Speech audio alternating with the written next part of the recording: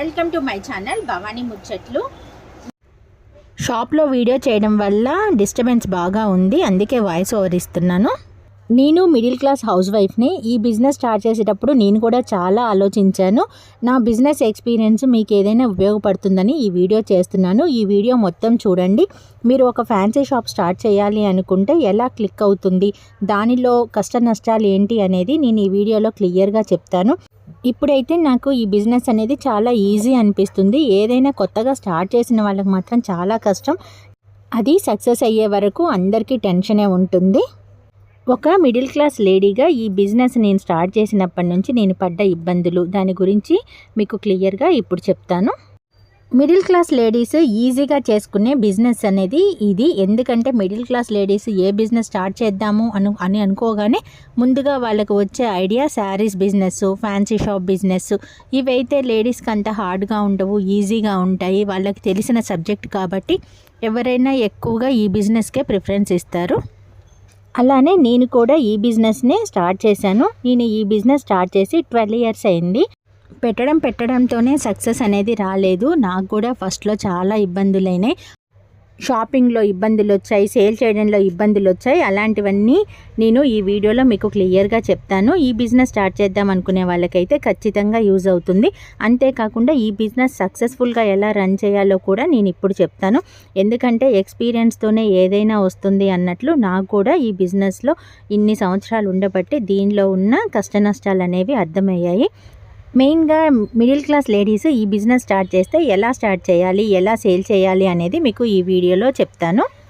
నేను 20,000 పెట్టి ఈ బిజినెస్ స్టార్ట్ చేశాను. 20,000 పెట్టి నేను స్టార్ట్ చేసిన బిజినెస్ శారీస్ బిజినెస్. ఆ శారీస్ బిజినెస్లో నేను చాలా ఇబ్బందులు పడ్డాను. అవన్నీ నెక్స్ట్ వీడియోలో మీకు క్లియర్గా చెప్తాను. ఇప్పుడైతే ఈ ఫ్యాన్సీ షాప్ బిజినెస్ గురించి మీకు చెప్తాను. ఆ శారీ బిజినెస్ గురించి చెప్పాలంటే ఒక వీడియో చేయాలి. మీకు ఇప్పుడు అది ఇబ్బందిగా ఉంటుంది కాబట్టి నెక్స్ట్ వీడియోలో ఆ బిజినెస్ గురించి మీకు క్లియర్గా చెప్తాను. కాకపోతే నాకు ఈ శారీ బిజినెస్ అనేది చాలా ఎక్స్పీరియన్స్ అనేది ఇచ్చింది. దాంతో నాకు ఈ బిజినెస్ చేయడం అనేది చాలా ఈజీ అయ్యింది. ఇంకా టాపిక్లోకి వద్దాం. మనం స్టార్ట్ చేద్దాం అనుకున్న బిజినెస్ గురించి ఖచ్చితంగా తెలియాల్సిన విషయాలు. మనం ఏ ఏరియాలో అయితే ఈ బిజినెస్ అనేది స్టార్ట్ చేస్తామో ఆ ఏరియాలో ఈ బిజినెస్ రన్ అవుతుందా లేదా అనేది ముందు మనకి ఖచ్చితంగా తెలియాలి. అది ఎలా తెలుస్తుంది అంటే ఆ చుట్టుపక్కల ఆ షాప్ ఉందా. ఇప్పుడు మనం ఫ్యాన్సీ షాపే స్టార్ట్ చేద్దాం అనుకున్నాం. ఆ చుట్టుపక్కల ఫ్యాన్సీ షాప్ ఏదైనా ఉందా, అది ఎలా రన్ అవుతుంది, వాళ్ళ దగ్గర ఏ ఐటెం ఉంది, వాళ్ళ దగ్గర ఐటెం లేక రన్ అవ్వట్లేదా, లేదా వాళ్ళ సెలెక్షన్ బాగాలేక రన్ అవ్వట్లేదా, లేకపోతే ఆ ఏరియాలో ఆ షాప్ అనేది రన్ అవ్వదా అనేది మనకి ఖచ్చితంగా తెలియాలి. లేడీస్కి ఉన్న ఇంకో ప్లస్ పాయింట్ ఏంటంటే మనం రెగ్యులర్గా ఫ్యాన్సీ ఐటమ్స్ వాడుతూ ఉంటాం కాబట్టి మనం షాపింగ్కి వెళ్ళాలంటే మనం షాపింగ్కి వెళ్ళాల్సిన దూరం ఎంత ఉంది, మన ఏరియాలో ఐటెం దొరకట్లేదు అని అనిపించిన ఐటెంనే మనం స్టార్ట్ చేయాలి. ఇప్పుడు మనకి ఒక బ్యాంగిల్సే దొరకట్లేదు, మన దగ్గర దూరంగా వెళ్ళాల్సి వస్తుంది, లేదు అంటే మన దగ్గరలో ఉన్న షాప్స్లో మంచి ఐటెం లేదు అనుకున్నప్పుడు మనం ఆ బిజినెస్ అనేది స్టార్ట్ చేయొచ్చు. నేనైతే అలాగనే స్టార్ట్ చేశాను. నేను మా ఫ్రెండ్ వాళ్ళ పాప ఫంక్షన్ కోసం శారీ తీసుకొని బ్యాంగిల్స్ కోసం వెళ్ళాను. నేను మా ఊరు మొత్తం తిరిగినా కానీ శారీకి తగ్గ బ్యాంగిల్స్ అనేవి నాకు దొరకలేదు.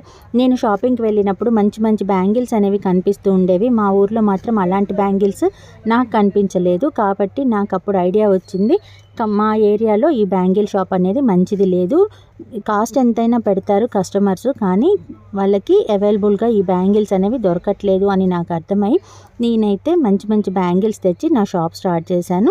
నేను బ్యాంగిల్ షాప్ మాత్రం ఖచ్చితంగా క్లిక్ అయింది. ఎందుకంటే నాకు కస్టమర్స్ ఏది అవసరమో వాళ్ళకి నాకు అది అర్థమైంది కాబట్టి నాకు బిజినెస్ అనేది ఈజీ అయింది. అలానే మీ ఏరియాలో ఏ ఐటెం అయితే అవైలబుల్గా లేదో ఆ బిజినెస్ స్టార్ట్ చేయండి. ఫ్యాన్సీ షాప్లో అయినా అన్ని ఐటమ్స్ కొన్ని చోట్ల దొరకవు. నా దగ్గర అయితే బ్యాంగిల్స్లో అన్ని వెరైటీస్ ఉంటాయి. నేను మిగిలిన ఐటమ్స్ని తగ్గించుకుంటూ బ్యాంగిల్స్లో మాత్రం అన్ని రకాల ఐటమ్స్ని పెట్టడం స్టార్ట్ చేశాను. దీంతో నా షాప్లో బ్యాంగిల్స్ బాగా ఉంటాయని నేమ్ వచ్చి నా బిజినెస్ అనేది సక్సెస్ అయింది. అంతేకాకుండా మనకి ఈ బ్యాంగిల్స్ కానీ ఫ్యాన్సీ ఐటమ్స్ కానీ పాడవ్వవు కాబట్టి మనకి ఇబ్బంది అనేది ఉండదు. లేటెస్ట్ వెరైటీస్ తెచ్చుకుంటే మాత్రం ఈ బిజినెస్లో సక్సెస్ అవ్వచ్చు. మనం వెంటనే అమ్మేయాలి. అదే ఇప్పుడు చట్నీ బిజినెస్ ఉందనుకోండి, వెంటనే ఒక 1 weekలోనో 1 monthలోనో ఇవి అమ్మకపోతే పాడవుతాయని ఉంటుంది. అలా కాకుండా ఫ్యాన్సీ అయితే మనకి అలాంటి భయం అనేది ఉండదు. ఫ్యాన్సీలో కూడా కొత్త వెరైటీస్ వచ్చినప్పుడు అవి కొన్నిసార్లు కొన్ని మోడల్స్ హిట్ అవుతాయి, కొన్నిసార్లు కొన్ని మోడల్స్ రన్ అవ్వవు.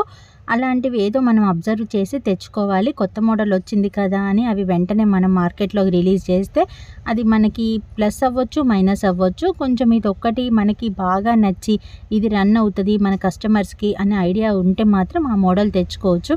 అంతేకాని ఆ మోడల్ క్లిక్ అవ్వలేదనుకోండి, ఆ స్టాక్ అనేది అంతే ఆగిపోతుంది. ఆ స్టాక్ ఆగిపోతే మన డబ్బులు ఆగిపోతాయి, మళ్ళీ మనకి రొటేషన్ అనేది ఇబ్బంది అవుతుంది. కాబట్టి కొత్త మోడల్స్ ఏదైనా తెచ్చుకునేటప్పుడు కొంచెం కొంచెంగా తెచ్చుకోండి, ఎక్కువగా తేకండి. అసలు ఒక్కొక్కటి తెచ్చినా పర్లేదు, శాంపిల్గా అవి సేల్ అవుతూ ఉంటే మళ్ళీ ఆర్డర్ పెట్టైనా తెప్పించుకోవచ్చు, కానీ ఒకేసారి బల్క్లో మాత్రం తెప్పించుకోవద్దు ఏదైనా. మీకు బిజినెస్లో తెలియాల్సిన ఇంకొక విషయం ఏంటంటే, ఎంత తెలిసిన వాళ్ళైనా ఎంత దగ్గర వాళ్ళైనా క్రెడిట్ అనేది ఇవ్వకండి. అప్పు ఇస్తే మనకి అమౌంట్ రొటేషన్ అనేది ఆగిపోతుంది. మనం 100 రూపాయలకి 100 రూపాయలు లాభం వచ్చినా అప్పు ఇవ్వడం వల్ల మనకి లాస్ అనేది వస్తుంది. ఎందుకంటే చాలామంది కస్టమర్స్ అప్పు తీసుకున్న వాళ్ళు వెంటనే డబ్బులు ఇయ్యరు. వాళ్ళు ఇచ్చేసరికి మనకు వచ్చిన లాభానికి సరిపోతుంది. కాబట్టి అప్పు ఇవ్వకుండా 10 రూపాయలు లాభం వచ్చిన క్యాష్ బేరం అనేది చాలా మంచిది.